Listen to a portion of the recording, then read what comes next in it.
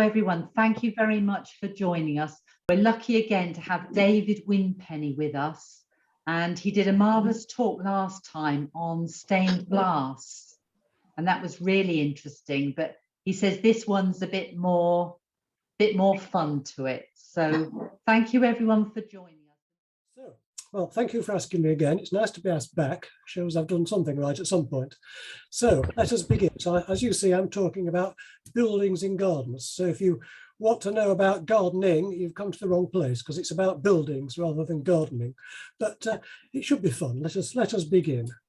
Oh, that's good. It's going well so far. Hang on. There we go. Right. So I'd like you to meet this chap. He is William Weddell, as it says, of Newby Hall. Newby Hall is not far from where I'm sitting now in Ripon in North Yorkshire. And in 1764, he set off to go on the grand tour of Europe. He was just one example of the phenomenon of young gentlemen who travelled the whole of Europe to see classical buildings. At least that was the idea, but for a lot of them it was just the opportunity to stretch themselves and perhaps sow their wild oats.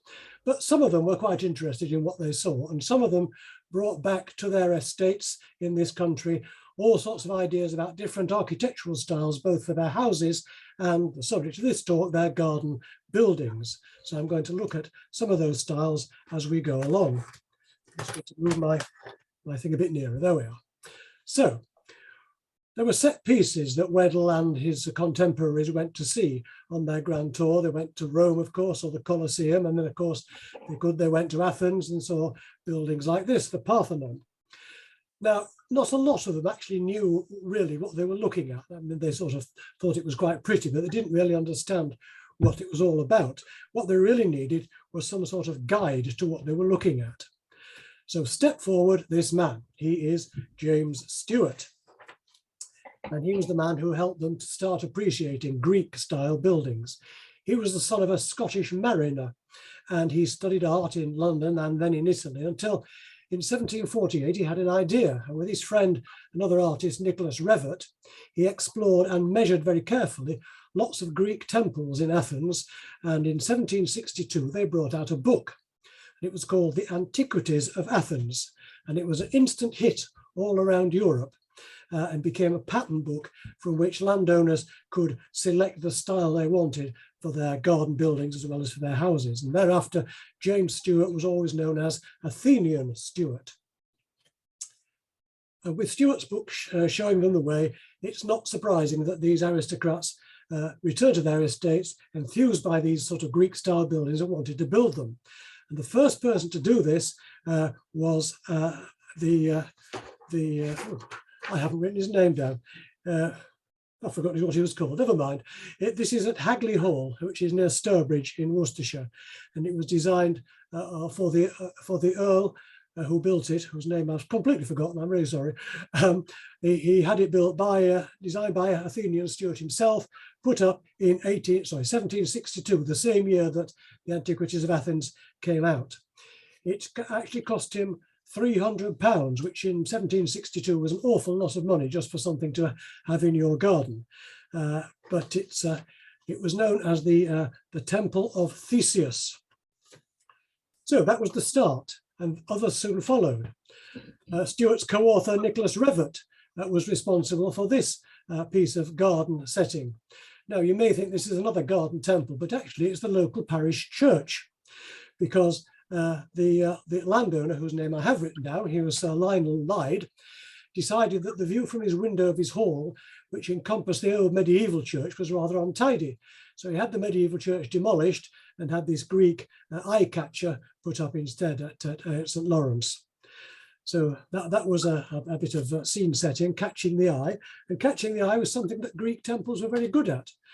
Here's another one. If you know the northeast of England, you might recognise Penshaw Monument, not far from Sunderland.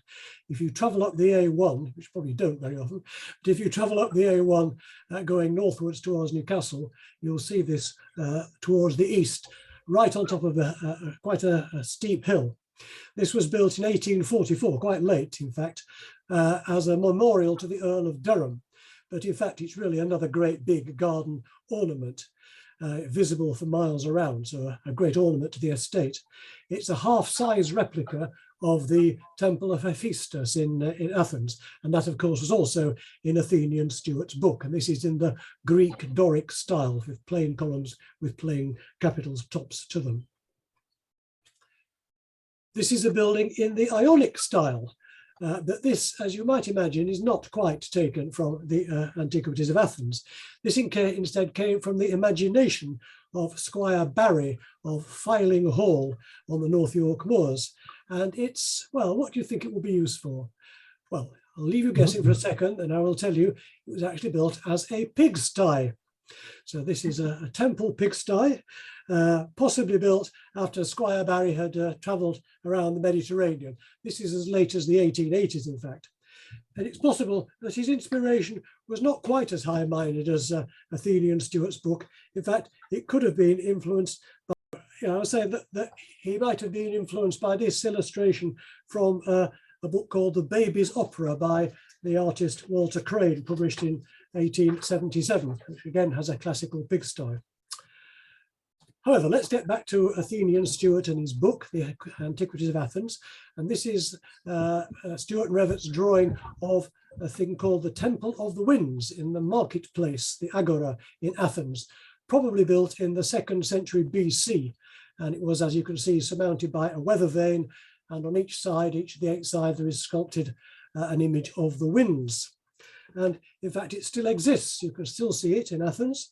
The wind vane has disappeared. It's a bit battered, but the winds are still there.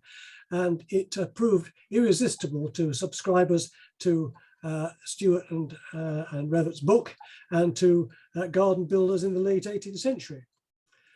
So, for example, here's a version at Shugborough in Staffordshire. 8-sided, just like the original. It's got an added staircase so you can reach the room above, and it was used as a place to go and have a cup of tea when you were wandering around the grounds. Later on, it was used as an ornamental dairy.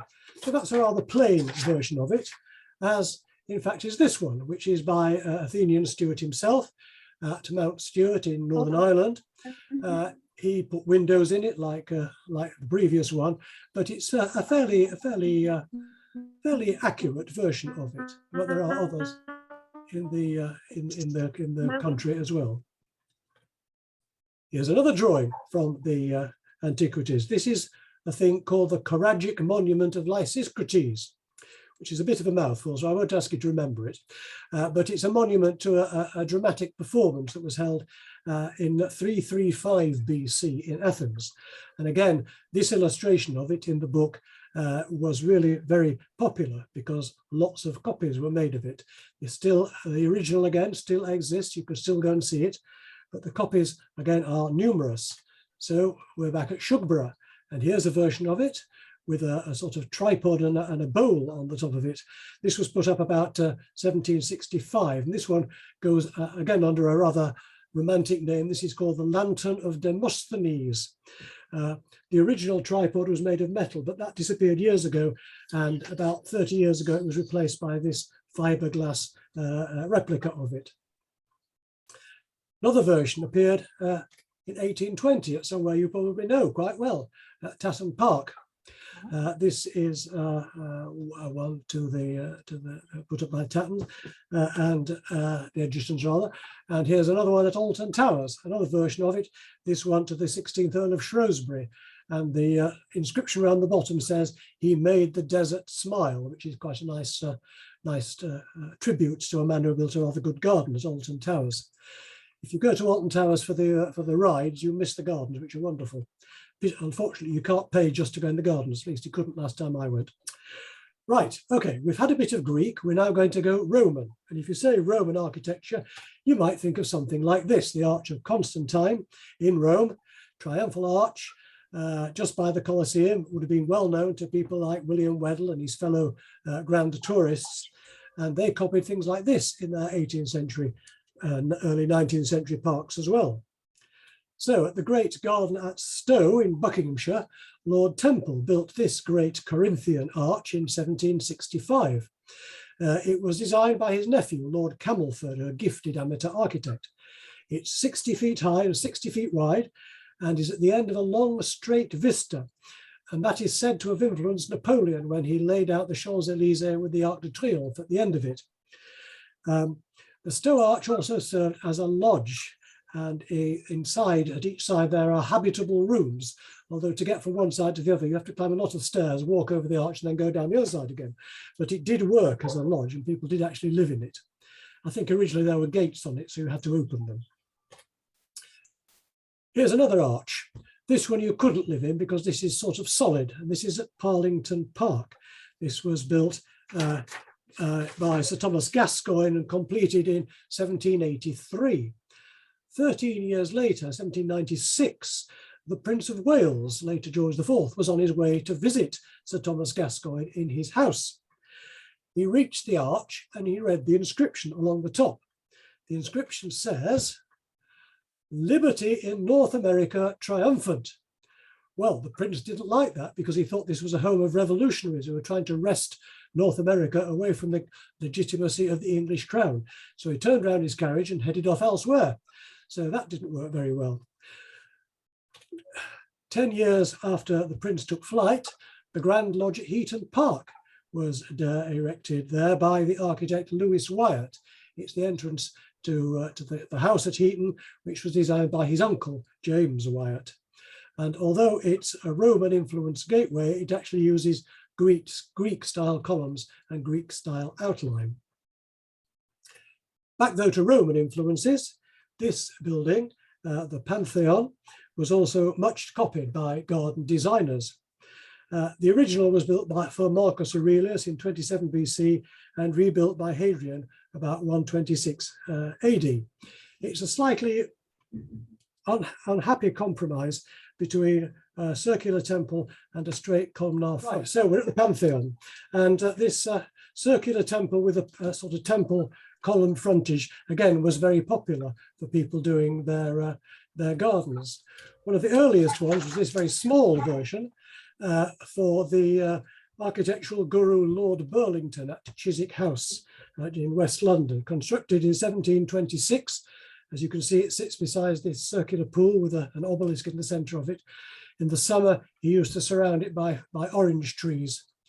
The architect was probably Burlington's protege, William Kent, the great architect and designer. And it's said that Kent would lie by the temple in moonlight. And he wrote, "As politics are not my genius, it diverts me now how much at night to look and read of these fine remains of antiquity." So he liked lying there. Another Burlington protege was Henry Flitcroft, who designed this Pantheon at the Great Stourhead in Wiltshire in 1753. This was originally called the Temple of Hercules. There's a big statue of Hercules inside it.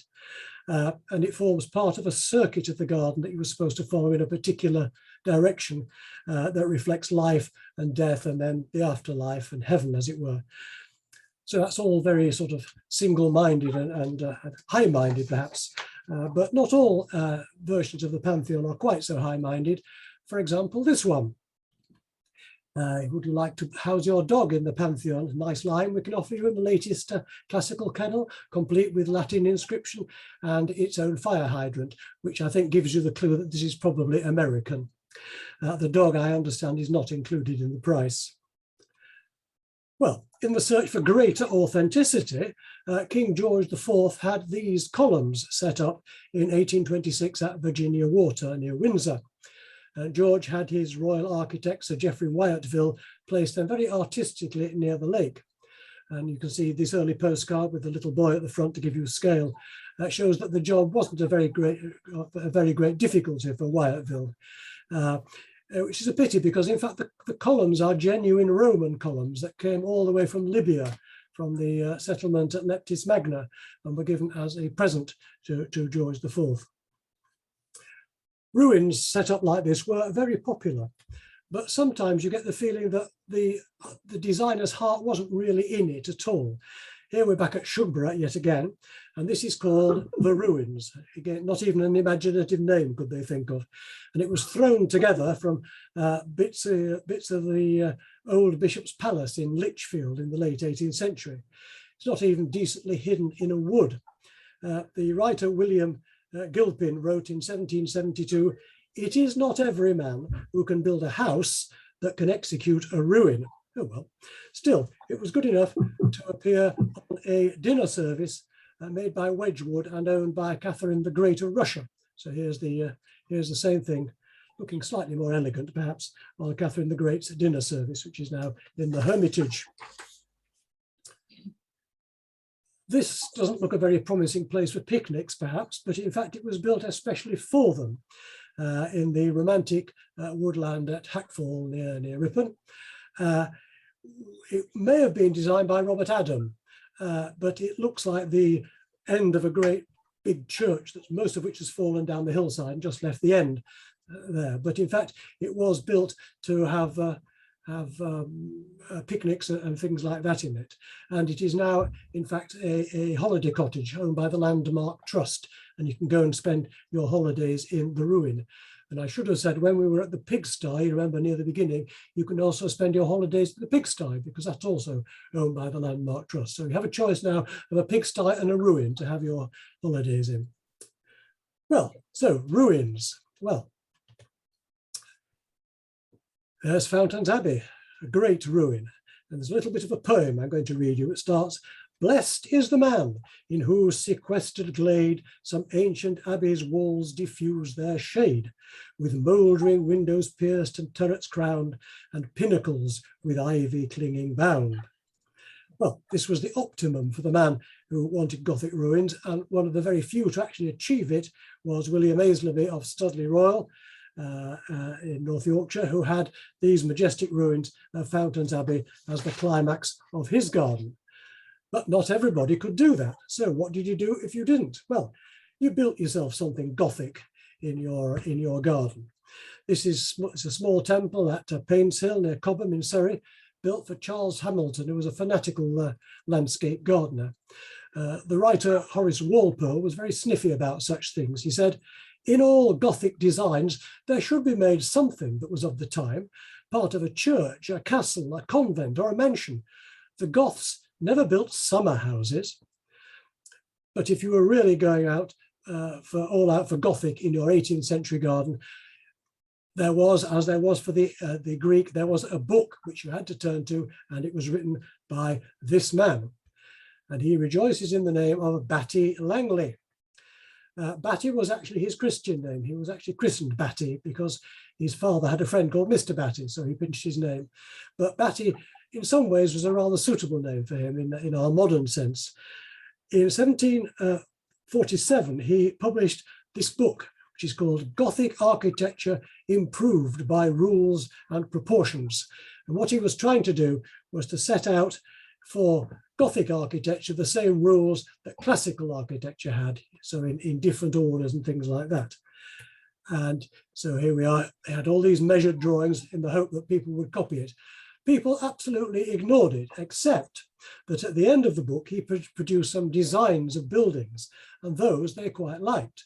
So here is one, for example, for a Gothic temple. And people thought, oh, well, that's rather nice. We'll have one of those. So here we are at Bramham Park in West Yorkshire. We have a version of Batty Langley's Gothic temple. It's lost its pinnacles, as you can see, but otherwise it's a fairly faithful replica of what he had in his book. And here is another one. This is in County Kildare. This one's kept its pinnacles and is even more accurate in it. So people looked at their pattern books and they wanted this sort of temple. So there's a whole series of Gothic ruins that are particularly effective because of their position by water. Here we are back at Painshill, where this pretty 18th century structure was the last of Charles Hamilton's follies, built in 1772. That was the year he sold the estate, and he had it built because it hid a rather unsightly brick pit behind it. It's like putting up a picture on your damp wall when you're trying to sell the house to hide the stain, that sort of idea. So that was quite a nice one. Here's another one, rather more substantial perhaps. This is Fort Exton, Fort Henry at Exton Park in Rutland. It was built as a fishing pavilion for the Noel family, the Earls of Gainsborough, constructed between 1785 and 88 to designs of a local architect from Stamford nearby. And in fact, you can now get married in this because it's now a wedding venue. So you can get married in the Gothic fort by the lake. You can't get married in this Gothic fort, actually on a lake at Larch Hill in County Meath. This is called Gibraltar, and it is a fort built on an island in the lake at Larch Hill by Robert Watson. And in fact, in the 18th century, he used to have mock battles with little ships going up and down around the lake and miniature cannon firing from the holes in the fort. So that was quite fun, I think, really. Oh dear, come back. Here we are. The folly at Mount Edgecombe, which overlooks Plymouth Sound, as you can see, is a bit like the ruin at Shugborough, a good example of recycling, because it was first built in 1747 using stone from demolished churches in the nearby area across the Sound. The Earl of Edgecombe, who had it built, didn't like the original one, so he had it blown up. So it was rebuilt. He didn't like that one either, he blew that one up. It was only on this third version that he was satisfied, rather grudgingly, one feels. Today, people really quite like it. But in 1895, a local guide wrote, "The grounds are still very attractive, but disfigured by silly artificial ruins." Well, some people are never satisfied. Most of these ruins were made up on the spot, but just occasionally there are actual designs for them. And here's one by the father of the genre, a gentleman called Sanderson Miller. Horace Walpole, writing again, described his fake ruins as having the true rust of the Barons' wars. This was a sketch that Sanderson Miller made for the first Earl of Hardwicke in 1751, though it wasn't built until 1769. And here it is in its built state at Wimpole Hall, just west of Cambridge. It's fairly recently been restored, although not too much, because it still has to look like a ruin. Here's another Gothic ruin. We're back at Hackfall, where we saw the ruin earlier. This is a fake ruin called Mowbray Castle, and it was intended to give you the idea that the builder had sort of ancient lineage in the area, even though this was only built sort of last year, as it were. Built in the 1750s, and again, fairly recently been restored. Sometimes hilltops were just too difficult to resist. So Randall Wilbraham, who lived on the Cheshire Plain, put up this ruined tower and arch called Mowcop in 1754 on his skyline. I'm sure some of you know Mowcop. And it was there to catch the view from the windows of his road hall. So there it is, looking very smart. And he instituted a new style of folly because the tower and arch form was very easy to construct. So here, for example, is another one at Bradgate Park in Leicestershire. This one is called Old John, an eye catcher for the Earl of Stamford's Park, and a memorial to Old John, who was a family retainer who was killed, unfortunately, by the falling of a flagpole in 1786. Some say that Old John rather liked to drink, which is why this looks rather like a beer tankard, but I think that's a calumny, really. If you want something slightly different, with a slightly more macabre story to it, if it can be more macabre than being felled by a flagpole, is this one called the Belvedere at Mullingar. Although the folly isn't called Belvedere, the house is called Belvedere, the folly is called the Jealous Wall, because this was built by the first Earl of Belvedere about 1750, and he put it up between his estate and his brother's estate next door, because he thought his brother was eyeing his rather young and attractive wife, and he thought, I'm not allowing my brother to have designs on my wife. So he built the Jealous Wall in between them. So the Irish like this sort of thing. A century later, still in Gothic Ireland, Arthur Keeley Usher built this large and castle-like lodge to his house at Ballysaggertmore to impress his new wife. Unfortunately, before he could build the big castle to which the gateway led, he ran out of money. So the house itself was never built, and this is the only structure that he managed to give her. I don't think they ever lived in it. So gateways often displayed the oddest style, not just Gothic. At Dromana, still in Ireland, the tenants of Lord Stuart de Deshies welcomed him and his new wife home from their honeymoon to their estate with this gateway in what was then known as the Hindu style. The honeymoon had been spent, well, where do you think? You may think India, but you'd be wrong. It was actually spent in Brighton. And though they knew the Royal Pavilion in Brighton, also in the Hindu style. This was built in stages between 1786 and 1815, owes its shape to the taste of the Prince of Wales, later George IV, and his architect, John Nash. But though there was Indian influence on the outside, the interiors of the Royal Pavilion were definitely Chinese, as this print from Nash's own views of the Royal Pavilion show. Chinese was for some garden designers the style of choice, and some of the most exotic garden buildings were erected in the Chinese taste. But before I get there, I'm just going to go a little bit further with the Indian, because we have a recent example of the Indian style folly. This was built in 2008, just outside the Lama Tree Gardens on the borders of Dorset and Wiltshire. It was built actually with a practical purpose, because the police wanted a mast for their telecommunications on this spot, but the landowner didn't want it. So they came to a compromise. He built a folly, and the police would use the things sticking out from the tops of each of the little domes as their wireless signals. Unfortunately, as it was being built, the police changed their minds, but he built it anyway. So it is a total folly. It has no practical purpose, but it is really rather fun, from 2008. So to the Chinese, as I promised. And remarkably, what is thought to be the first known Chinese-style garden structure, certainly in Britain, still exists, and it is this. This was designed about 1738 by William Kent, who we've already met. It started life at Stowe, was moved about 20 miles to Wootton House, where it stayed until 1959. Then it was taken off to County Kildare. But in 1992, it was given to the National Trust and returned to Stowe, where it came from, and restored. It's built mainly of wood, and it is a very precious and fragile survivor. I said it's considered to be the first, but there is a possible prior claimant. So this was either the first or the second, probably the second Chinese building in the West.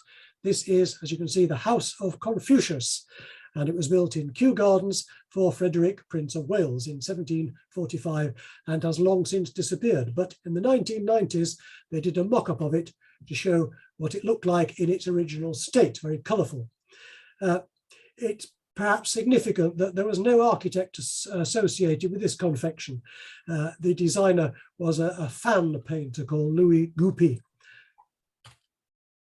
2 years later, this Chinese building appeared at Shugborough and was built by somebody who really knew about Chinese buildings, because he was Admiral Anson, who happened to have been in Canton when the city caught fire, and he helped to save it. And rich with prize money and with his first-hand knowledge of China, he settled on his brother's estate and had this at least semi-authentic Chinese house erected there. The Chinese-looking bridge is about 50 years later, but fits in very well with it. But the man who really pushed the Chinese style forward was this man, Sir William Chambers, one of the best 18th century English architects. He travelled with his merchant relatives to China, where he saw Chinese buildings at first hand too.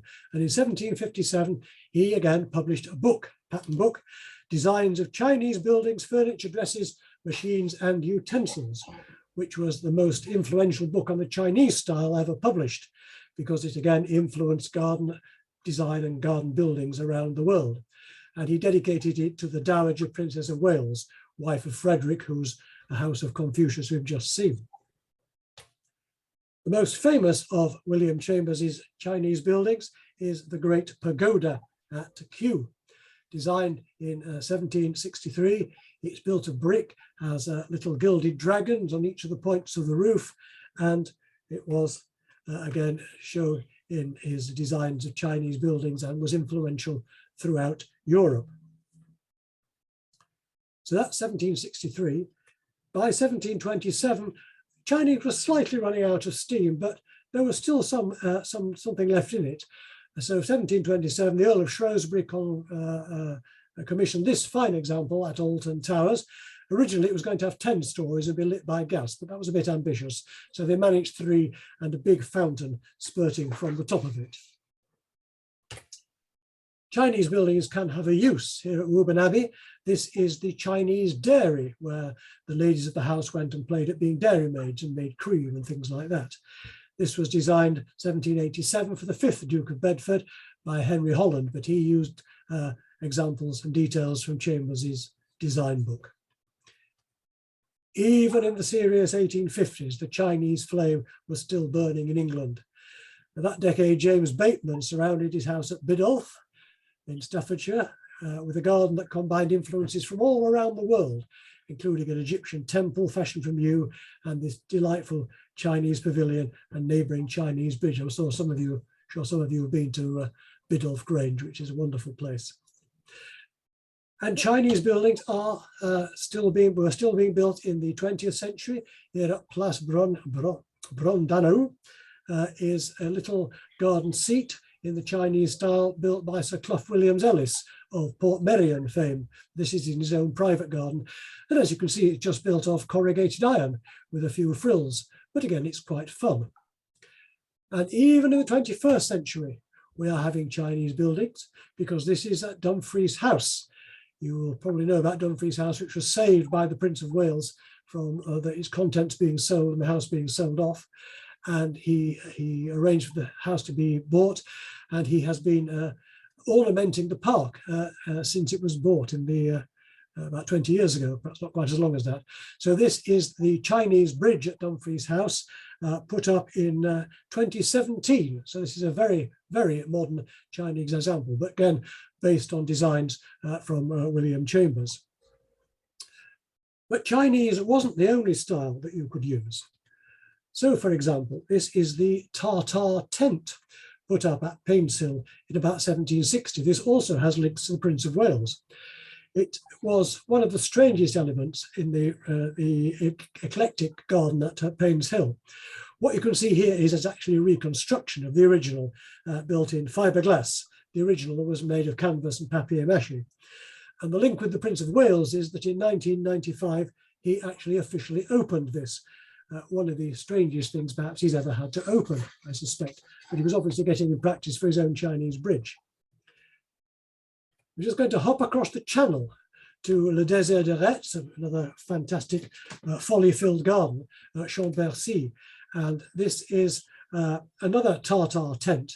This one is made of tin plate, painted to look like canvas, and this is the original, erected about 1750 and miraculously still surviving. The Swedish royal family was late on the Tartar tent scene, but this is one they put in place at the palace at Drottningholm near Stockholm. It's made of copper sheets and was designed in 1781 as the quarters for a troop of dragoon guards. What the dragoon guards made of it, nobody has recorded. But the same king who had this one built was so pleased with it, he had another one done at another palace, Haga, also near Stockholm. And again, it's built of copper sheets. The king was Gustav III, and he was known as the theatre king, and you can sort of see why, because this is a rather theatrical gesture. And this dates from about 1789. Another eccentric king was Ludwig II of Bavaria, who was deep into exotic styles too. So when he saw this Moorish kiosk at the 1867 Paris exhibition, he snapped it up and had it transferred to his gardens at Linderhof in Bavaria. It was very good to look at from the garden, but even better when he had the inside fitted out with a peacock throne and other Moorish inspired objects, so he could sit there smoking his hookah and imagining himself as the Shah of Persia. Ludwig would also have known this building in the grounds of Schwetzingen Castle in southeast Germany. This is known as the Mosque, and it is part of the exoticizing of the landscape of the castle in the late 18th century. With its dome and its minarets, it was originally set in a Turkish garden, and its interior is cool and has mosaic floors and marble, but has never, as far as I know, been actually used as a mosque. But if you didn't fancy that style, you could travel to Russia for your style. This dacha near Ludlow began life in the 1990s as a tractor shed and gradually acquired domes. Some of them were made by beating out copper hot water cylinders, and it now resembles a small Orthodox cathedral. but it's again a bit of fun in a garden. Even more exotic and certainly further flung were the origins of this structure at Clarendon Park, southwest of London. This is a pa, or Maori meeting house, a genuine one, and it was bought from a Maori chief by Lord Onslow, who was the governor of New Zealand, for £50 in 1892. It was shipped to England and installed at Clarendon, and over the years it has served as a garden shed, the home for a pet goat, and probably more sensibly as a bar when there were garden parties. We've had various places around the world. We're now going to Japan via France, because you will all know that at the end, to mid to the end of the 19th century was a time for Japanesism. Japan opened to the West in the 1850s, and Japanese influence started flowing into Europe around that time. One of the people who was influenced in their art and their garden design was Monet, and this is one of his paintings at his garden at Giverny.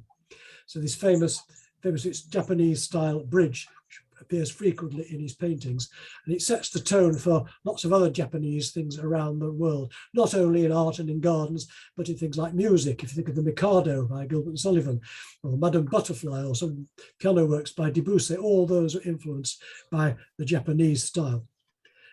That came to a climax about 1910, when there was an Anglo-Japanese exhibition in London, and that was sort of the nodal point of Japanese gardens in the West. In that year at Tatton Park, this wooden building, again a genuine Shinto shrine, was imported direct from Japan and placed in the centre of the Japanese style garden there. Here's another Japanese style tea house, also of 1910. This is at the house called the Heel. Like the Tatton Temple, it was actually imported from Japan and was put up by Japanese workmen who came with it, although I suspect that the thatch is more English than Japanese.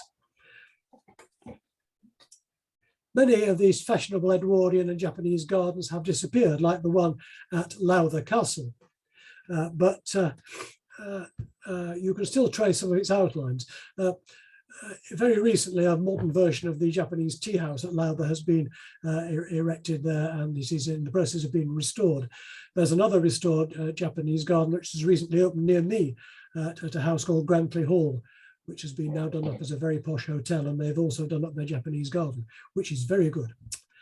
Okay, so that was the Japanese, quite elaborate. Much simpler it was if you wanted the Egyptian style, because then you built yourself a pyramid. For many people, like the 22-stone Member of Parliament Jack Fuller, pyramids were the thing. This was designed by his friend Sir Robert Smirke, a small job he took on while he was also designing the British Museum. It's 25 feet high, it dominates the churchyard at Brightling in East Sussex, and it was built 23 years before Fuller's death, and you could see it every day from his dining room window, so he knew where he was going to end up. The legend is that when he died, he was placed inside it, sitting on an iron chair at an iron table with a full meal, including a full bottle of claret in front of him, and all around him was a circle of broken glass, so that when the devil came to claim him for his own, the glass would get stuck in the devil's hoofs and the devil would go off, leaving Jack Fuller in peace. Which is a lovely story, but unfortunately, when they opened up the pyramid, they found that Jack was decently buried underneath it. But why let a good story get in the way of the truth, I always say. So this fashion for pyramids seems to have started quite early at Castle Howard with Sir John Vanbrugh. This is his Pyramid Gate, dated 1719. Originally, there was just a cube with an arch through it with a pyramid on the top of it. It had no wings. The wings were added later, and it was intended to impress you as you came up an absolutely straight drive up the rise to this fantastic gateway, and you got through it, and there was a huge obelisk, and you turned to get to the house itself, and you were meant to be very impressed even before you got to the house. This was a novelty that influenced other Yorkshire landowners to have their own pyramid gates, including this one at Wentworth Woodhouse in South Yorkshire.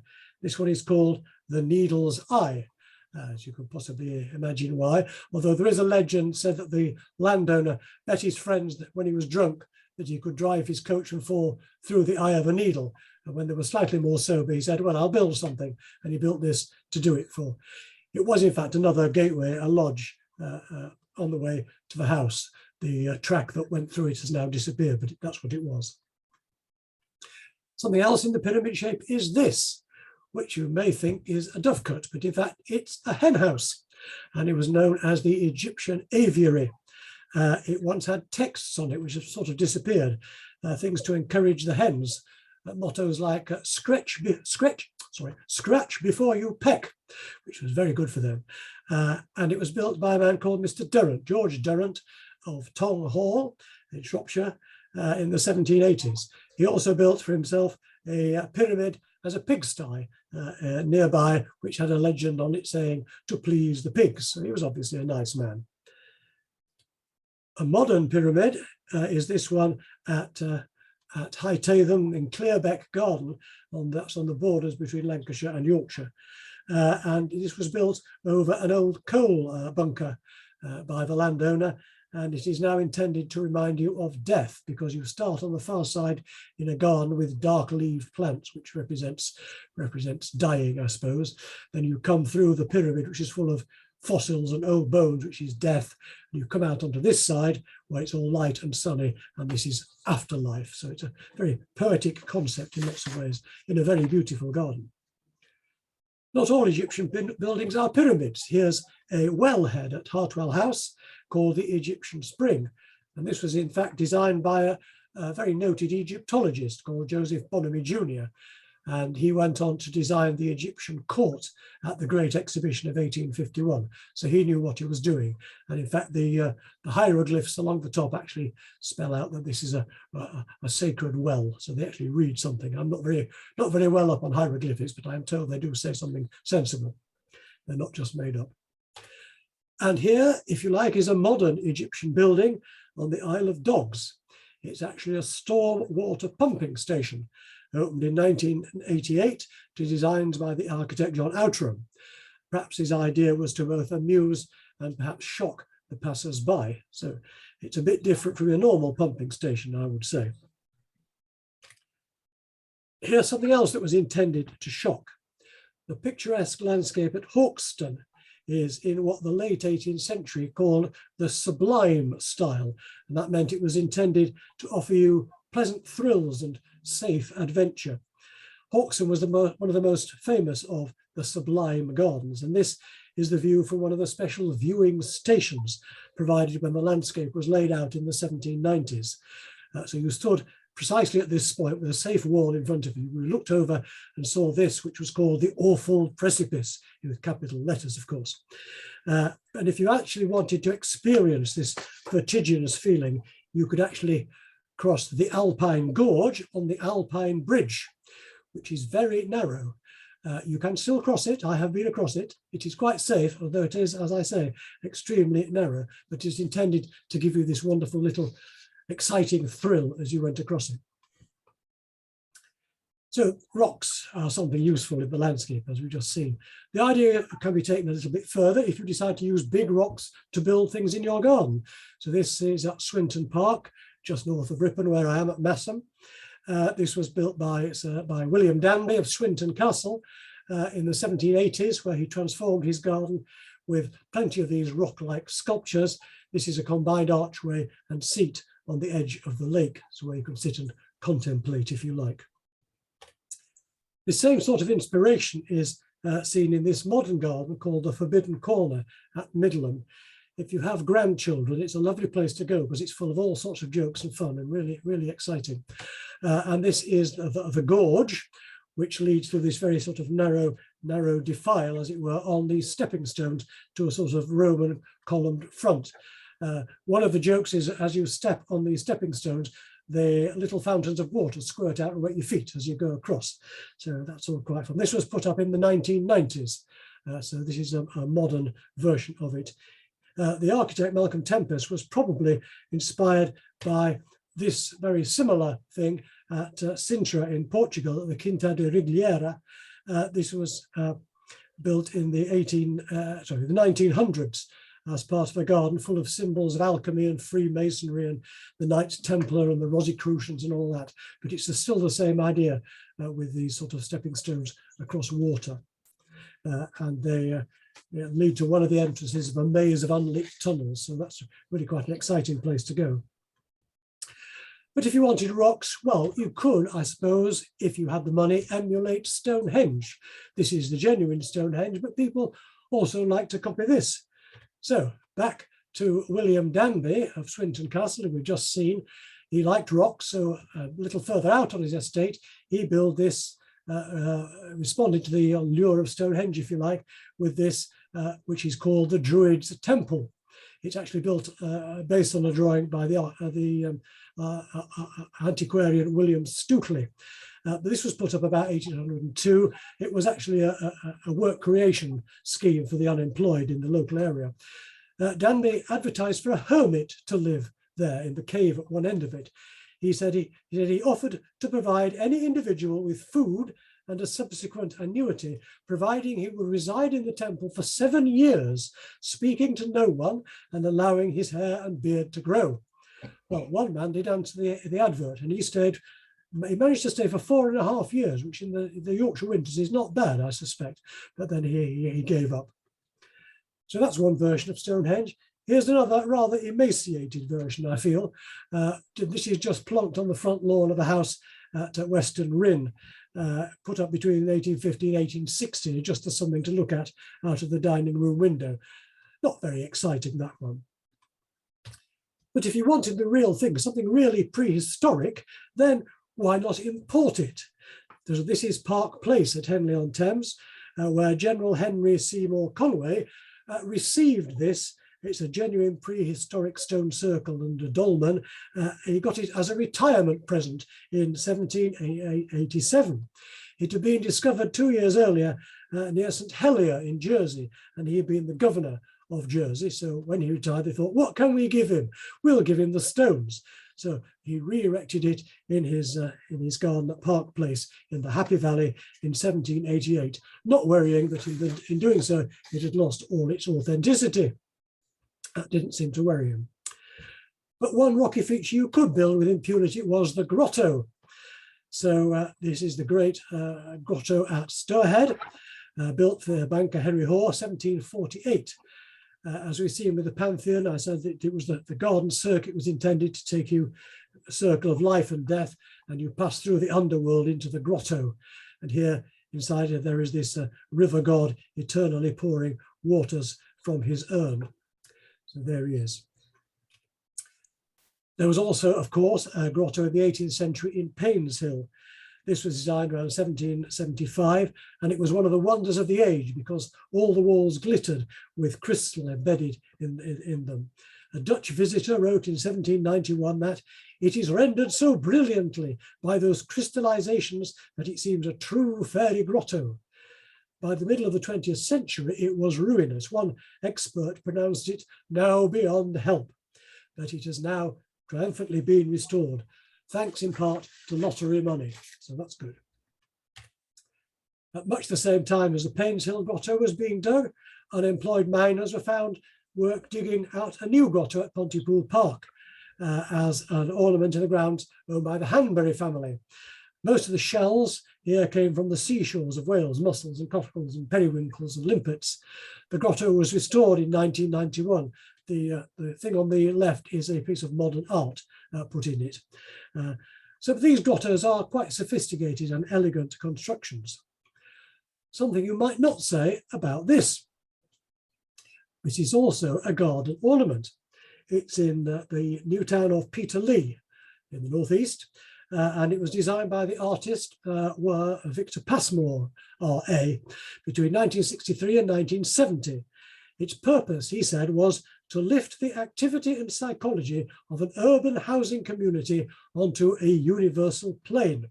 Well, over the years, the pavy, as it has been called locally, was graffitied and vandalized, as you might expect, and it was almost demolished, but it has now been repaired, and it is a Grade 2 star listed building.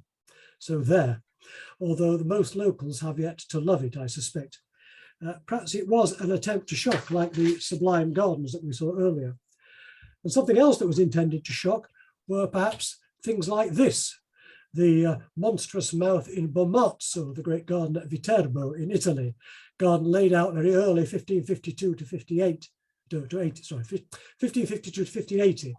It's always been very famous for its colossal sculptures like this mask. And again, this was somewhere you could have a picnic because you can just see inside the mouth there is a table. You could sit at the table and have your picnic inside the mouth of the grotesque. And the Italians liked odd faces in odd places. Here's another one. This is the Villa Giusti at Verona. This is an intimidating face, the contemporary of the one at Bomarzo, and they're put in about 1570. Here's another face, a more modern one, a little more benign perhaps.